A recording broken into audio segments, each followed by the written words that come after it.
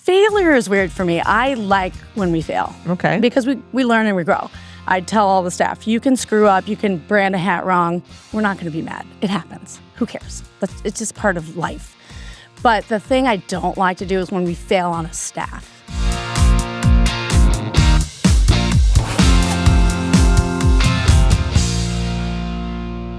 Howdy, y'all. I'm Elizabeth Gore. Welcome to The Big Idea from Yahoo Finance, the show that navigates the world of small business and entrepreneurship.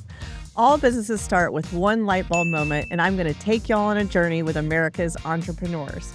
As the co-founder of the small business funding platform Hello Alice, it has been always my mission to ensure entrepreneurs have the tools they need to live the American dream. We're going to get between the spreadsheets with those operators to flow from their smallest failures to their biggest successes. So let's cowboy up. Today's big idea question is, how do I create the best in-store experience? Our industry will be Western wear. Joining me today to talk about this is none other than the CEO of Kimosabi, Wendy Kunkle. From cowboy hats to boots to buckles and much more, Kimosabi is one of the leading Western wear brands in the country. And Wendy has been at the helm from the early days. Starting in sales, Wendy joined Kimosabi 20 years ago and has climbed the ranks ever since. She officially bought Kimosabi from the original owners, Tom and Nancy Yoder, in 2020 and has been owning the brand and making it her own ever since. There is no one better to talk the big idea question, how do I create the best in-store experience? And y'all, I have been there many times. This hat was purchased there years ago, and y'all know how I love me some cowboys. So let's talk to Wendy. Howdy. Why are we in New York? Because of you. In our cowboy hats. I wear it all the time. So every time up and down the streets. I walk through, I've been in like 7 airports this week with my cowboy hat. And you know what? Well, I grew up on a cattle ranch, so this is what we do. Straw in the summer, felt in the winter. But I feel like it's embracing America right now. Absolutely. Cowboydom. When you wear it, don't you feel like people can come up to you? They feel like you're a little more friendly, approachable. I'm not just the shit-kicking cowgirl anymore. right. I'm like the now look, Kemo Sabe. You and I met years ago and fell in love. I walked into your store and then I didn't leave for like 2 days. Literally. Why would you? Why would I? Right? Well, let's. I mean, I'm in all seriousness. I bought this hat from you years ago, and it is a life purchase for me. It's part of my identity. I love that. And tell me about Kimosabi. Tell me about the name. Let's start there, and then we'll get into the history. Kimosabi, it's simple. It means trusted friend or faithful scout, Lone Ranger, Tonto. That's you and me. Yes. Go ahead. You're my Kimosabi. Oh, thank you. Okay, go ahead. Lone Ranger and Tonto. Tonto called the Lone Ranger Right. his Kimosabi, his Right. trusted friend. Right. It's a made up, Hollywood word, but it works for us. Yeah. Now, your stores are, our big idea question today is how do I absolutely dominate the in-store retail experience? I don't think there is a store in America that you walk into and leave not just having made a purchase, but making lifelong friends, feeling great about yourself, and learning about this country. So you started 20 years ago there? Yeah. So tell me about that journey. I was a zoologist, traveling all over the country, working in zoos, and I just didn't fit in anywhere. Nothing worked for me. All my friends were getting married, and I was not interested at the time. And I went out to Aspen to visit a girlfriend from high school, and I couldn't believe it. Everyone there was single. I was in my 30s, and having a ton of fun, running, just doing whatever they wanted to do. It's like Disneyland for adults out there. Right. So I quit my job, put everything in my tiny little Wrangler Jeep, and I drove cross country, and that was it. And that was it. Now, I didn't even have a job. How many people though can start, as sales, let's just say in the front, and now you own this empire? Like anybody can do it. Anybody can. Well, I love that, but that's not true. I mean, absolutely. Look at no you. way. That's the American dream. Okay, of course anybody can do it. Cowboy up. Tell me how it happened. You work hard, and you have passion for what you're doing. But what was that moment? You're like, this is going to be mine now. I'm doing this. Well, the owner of the company came to me and said, I'm getting older and I want to sell. And I didn't have any money. So I went to my brother who was successful, and I said, we have to buy this, or these equity firms are going to buy this thing and destroy it. And luckily, we got it. who are the highest bid. And tell our listeners about the experience. You walk into Kimosabi and just give them a vision of what happens. It's mayhem. Yeah. Organized mayhem, would you say? Controlled chaos. Controlled for sure. chaos. Yeah, All right. Absolutely. All right. But, we have the most skilled staff. We train. That is, that's one of the ways you get good at your retail space is to train your people. Make sure they know everything about everything in there. And we have so many SKUs, it's insane. Right. I mean, anything from a handmade knife that has mammoth tooth on it to a hat that's made of beaver fur to the thousands of hat bands you can do. I mean, it's incredible how many things are in there, but they have to know it all. So you've got to hire real smart, fun, crazy staff members. And you walk in there and, you're taken through, and your store is not enormous. It's tiny. And you're taking through, first of all, I don't feel like because we really want to give the 1, 2, 3s to our listeners of how you run an effective experience. I don't ever feel like I'm oversold either. I hope not. I'm not pushed. Yeah. And so, you seem to train people to pull people through their own personal story, what moves you, what gets you excited, and then you got cocktails. Oh, yeah, Girl, that doesn't hurt. It does not hurt. In fact, That's it the fun feels part. great. I was just telling somebody earlier, I mean, if it's not fun, we don't want to do it. And I want my staff to have fun. They should be having the best time when they're at work. There's no reason not to. And I asked you once, with that much demand, I mean, I've seen it. I know you don't like big lines, but you have big lines sometimes. And I asked you, how do you keep up with that? And you told me you just hire more people. Hire more people. Like, you want to keep that moving. How do you turn a table? You hire more people. Now, you still have to give the experience. So to give an average hat sale takes about 45 minutes. So there's also other things. There's boots. You can design your own buckle. I mean, sky's the limit in there, and it's all about creativity. We're not about ego. We want you to create what you love. Are you pricing that 45 minutes? Because I feel like these days it's a turn and burn model, and that just doesn't seem like your model. You can't price that. One person will take 3 hours while another person will take 20 minutes, and they should get the experience no matter what they're buying. Let's say they come in and want a koozie. We brand every koozie. Right? The staff comes to the front, brands their initials on it or their grandpa's name or whatever it is. But that's just as important as a diamond hat sale. You're making somebody's day. Well, let me back up a second. So you took over, I believe, during COVID, if that's right. And is that month before? Oh, that's good times right there. And you did not stay home. You took that time to build the best stores. But tell me about, because everyone's going to go through at some point a natural disaster, a COVID situation. They might have to pause for a minute, but you took that time and made everything ready for when it was time again. Tell me about those moments. I just, I wasn't afraid. I think fear is your biggest problem in retail. Don't be afraid. Get your ass into work and grind. Do the grind. And that's what we did. We were supposed to be closed. We didn't. We had to shut the doors, but we all came in. So we did all of our inventory. We made sure, I had to call all the vendors and be like, okay, we don't have any money, but, I know you, and that's a win-win because we were great friends with all of our vendors already. We've always paid our bills. We've always done the right thing. So they had faith in us and sent us everything they had.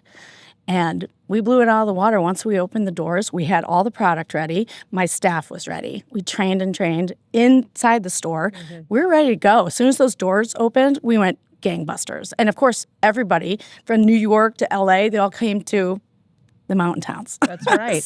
Well, and you mentioned some of your suppliers, your partners, your customers. I mean, let's talk to everyone. Stetson, iconic brand who's been around. Love this is those a guys. Stetson I'm wearing that you customized for me. But you use brand new custom that y'all make, and then you use these partnerships. Tell me about brand partnerships and how you treat those, why they're important for retail.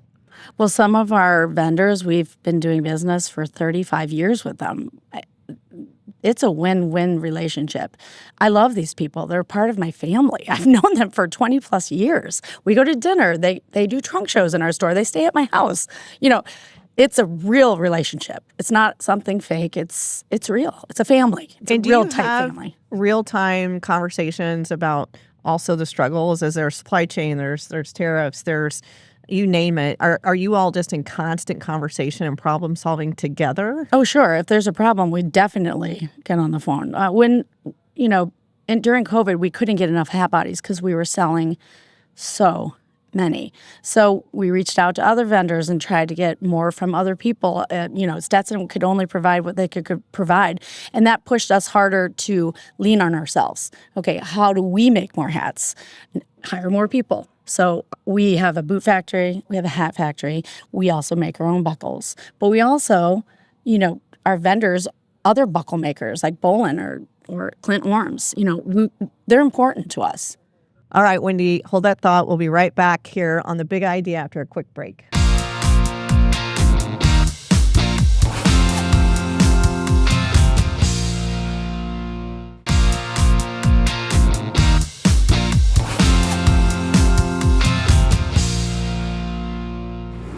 Welcome back to The Big Idea. I'm here with Wendy Kunkle talking cowboy hats, Kimosabi, and big ideas. It's one of the things I'm so passionate about with you is a lot of people would say, this is a premium luxury purchase. Why would I go back? And is it a lifetime experience? Is it a one-time purchase? And for me, every time I'm in town, I come see you. That's what it's about. It's not just the product. I don't care if you buy something. It's so great to see you, but you eventually just do because you're like, wow, I didn't see that before. Exactly. Because we're evolving every season. You told me the other day that, you could beat out any of the Gucci's, any of these others. But explain why technically, because small business owners, brick and mortar's back. People are wanting to talk, touch, experience something. Right. Why are you all the group to emulate? Okay, well, since Tom and Nancy Yoder started with the liquor and giving away free drinks, and we don't just give away wine. You had me at hello. We have a full bar. The entire, the whole thing. The whole second floor. It's a bar. And we just launched our own tequila line. Woo-hoo. I can't wait for you to try fave, it. yes. But, something new and different every time they walk in. You have to be different. You have to constantly be changing. And you have to give them an experience like nobody else. Okay, so how do you do that? You make sure your staff is on point. You make sure that they're ready to go for the day. We huddle every morning. Who's coming in today? We talk about that. We talk about, okay, here's the sales last year. Let's see what we can do this year. It's a constant just communication. That's all we do is chat about everything. You've said training like 10 times. That just seems like such a critical part of every morning. In an era when, again, customer service seems to be going down. People talk about AI replacement, so on and so forth, and you really believe in your people. You have to, because people are dying to have that personal relationship. Okay, have you ever been to a store and they actually treated you amazing? How much did you buy versus the ones that treated you like crap? Well, and then these days you walk out and you're like, that was awesome, right? Yeah, that's the goal. So speaking of stores, it's not just Aspen. Tell us about your other stores. You've opened, you've closed. Tell me about that experience, because a lot of people want to grow into multiple locations, but keeping that touch, keeping those SKUs. Tell me about that. So when I took it over, we had 3 stores, Aspen, Vail, and Vegas. I personally is not a fan of Vegas, so we closed that one as soon as our lease was up. Then we added Jackson Hole, Park City, Round Top, Texas, and Whitefish, Montana. So that gets us to 6 at this point. We also have a traveling pop-up crazy we call it a roadhouse, and it's a lot of fun, but it gets us in front of people that wouldn't normally get to see us. Why didn't you like the Vegas store? Because I think it's important for people to know that you can try things, close them down. Tell me about that just a minute. Every time I went there, I felt uneasy, and I know my girls that work there. Yes, they were from there, but as soon as we said we're going to close and open Park City, every one of them but one came with us. Wow. They moved to Park City. It just wasn't the right environment. Well, and I'm like, you guys, if you experience a different way of life, you won't believe it. This is good living out in the mountains. Try it. And they all love it. How did you choose the other locations? When people are thinking, I want to expand, was there places you love to go? No, I don't have any science behind any of this. I went to Jackson. I was at a bar. That's kind of the theme here. And I called a real estate agent just on a whim, and there happened to be a building, and we bought it in a day. I mean, those are the sort of crazy, I love to take chances. I think risk-taking is fun. I love it. I love all that. Like, let's try this, like, try that. And of course, you screw up and things don't work, but who cares? Failure is amazing. It is amazing. In fact, on this show, we talk about the dirty unicorn, which is all of our business failures. Give me one of yours. Because I'm sure there's only been one. No, failure is weird for me. I like when we fail. Okay. Because we learn and we grow. I tell all the staff, you can screw up, you can brand a hat wrong. We're not going to be mad. It happens. Who cares? It's just part of life. But the thing I don't like to do is when we fail on a staff, right? What does that mean? So you hire somebody you think is amazing. Okay. You bring them in, and somehow it doesn't work. That's a failure to me. Whether it's we didn't train them enough or that store wasn't welcoming enough, who knows what it was. It could be a million things, but that's painful for me. I don't like that. It's I tell folks that in your lifetime in a business, you will fire someone at some point. Of course. And it's just never easy. It's never easy. But you know what, though? I've fired a lot of people.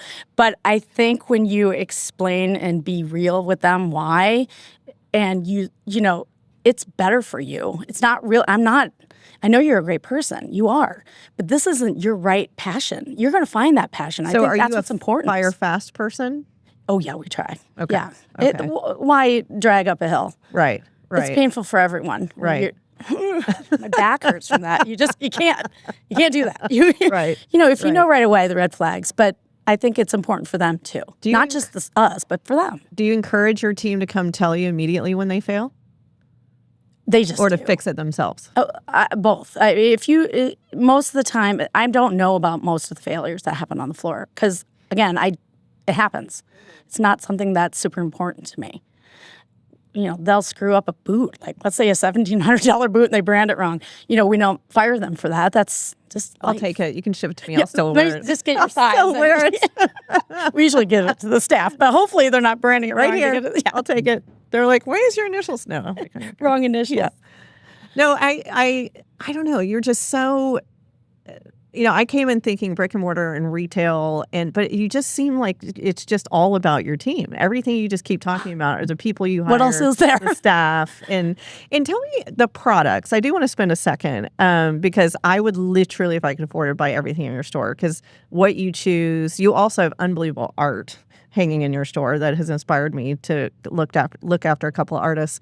How do you choose the next SKU? Is this a gut thing again? Again, you run into something. Okay. Or they come to me, which I love. I'm not one of those people that goes, okay, don't let anybody talk to me. I talk to everybody. Mm-hmm. Like somebody will bring up some wild idea. I'm like, holy crap, let's do that. Like that's how you grow. You can't be with blinders on. You have to listen and watch and see. And being in New York, I've already taken a picture of 9 million things that I want to incorporate. I'm like, that's the fun of business is the next new fun thing. And if someone comes to me with an idea, I'm open to anything. Well, it's funny because you were so far ahead of trends. I mean, you've got Beyonce's entire concert wearing a zillion cowboy hats, Post Malone, all these folks you would never actually put in that genre.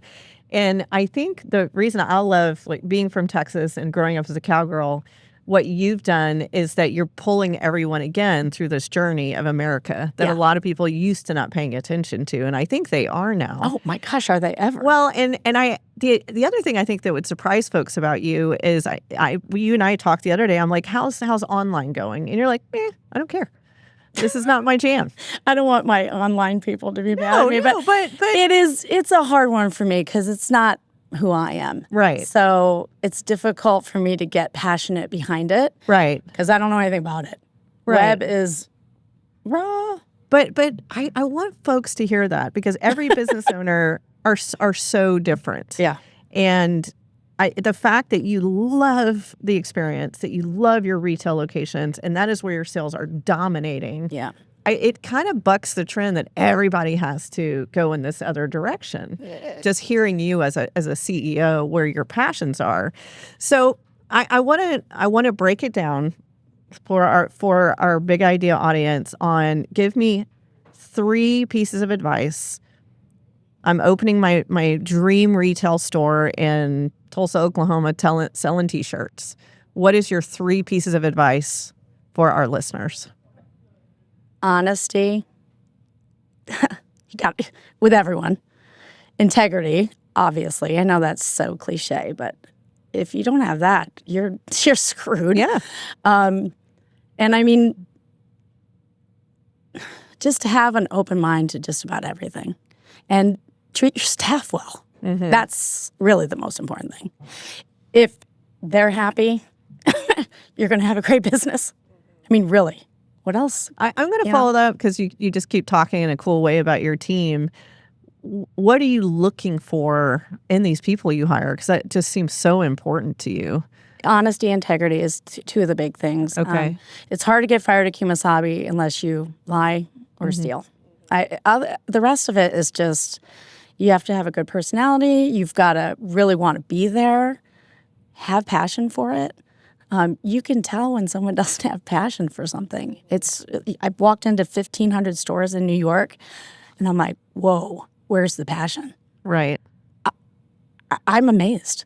It's because maybe the owner isn't on premise. I don't know. Or maybe the owner's mad. I don't know. But you got to start from the top and filter down and make sure everybody has the same sort of passion you have. And Wendy, they all need cowboy hats. They do. Fill this New York City with cowboy hats. Well, you're a blessing. I adore love you, girl.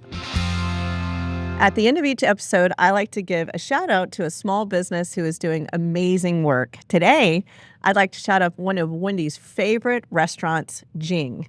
This upscale Asian fusion restaurant located in Aspen, Colorado, focuses on prime steak, sushi, and seafood, and uses the best locally sourced products from organic farms. Check them out at jingrestaurant.com. Thank you to Wendy for coming on the show, and thank you for joining us. We hope you've learned a lot. This has been The Big Idea from Yahoo Finance. Please make sure to scan the QR code below to follow Yahoo Finance Podcast or check us out at The Big Idea wherever you get your podcasts. You can also come say howdy to me on any of my social channels at Elizabeth Gore USA. I'm Elizabeth Gore, and as my grandmother always used to say, hold your head up high and give them hell. See you next time.